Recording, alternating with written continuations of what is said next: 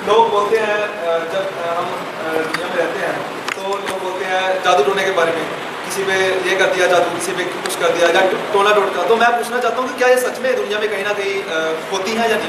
ठीक बैठ, आप पे तो नहीं है, किसी ने किया जादू टोना। भोजन का प्रभाव अच्छा या बुरा पड़ता है या नहीं? कौन पूछे? भोजन का प्रभाव अच्छा या बुरा पड़ता है या नहीं? अच्छे भोजन का प्रभाव अच्छा, बुरे भोजन का प्रभाव।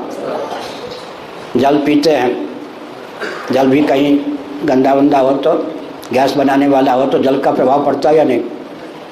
आग का प्रभाव पड़ता है, तेज का गर्मी का प्रभाव पड़ता है या नहीं? सर्दी का प्रभाव पड़ता है या नहीं? ठीक है। वायु का प्रभाव, हवा का प्रभाव पड़ता है या नहीं? कभी अनुकूल और प्रतिकूल। इन सब से ज़्यादा पावर वाले, शक्ति वाले कौन होते? मंत्र। मंत्र होते या नहीं? इन सब से ज़्यादा शक्ति किस में है? मंत्र में है।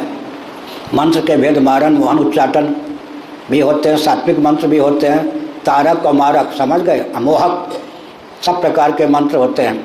जो खोटे स्तर के व्यक्ति होते हैं वो मारक, मोहक मंत्रों को सिद्ध कर लेते हैं, भूत प्रेत को सिद्ध कर लेते हैं, तो किसी पर उसका प्रयोग कर देते हैं। भगवान शंकराचार्य का नाम सुना है ना? आदि शंकराचार्य एक अभिनव गुप्त थे, आसाम की बात है, उनसे शास्त्रार्थ हुआ। शास्त्रार्थ में यह शर्त, जो हार जाएगा वो शिष्य बन जाएगा। तो वो अभिनव तांत्रिक थे, अभिनव गुप्त, तो हार गए। शर्त के अनुसार उनको साथ में रह के शिष्य बन के रहना पड़ा, रह रहे थे, लेकिन वो तांत्रिक थे। भगवान शंकराचार्य पर उन्होंने प्रयोग कर दिया। शंकराचार्य जी को गुदा मार्ग में रोग हो गया भगंदर, समझ गए या नहीं?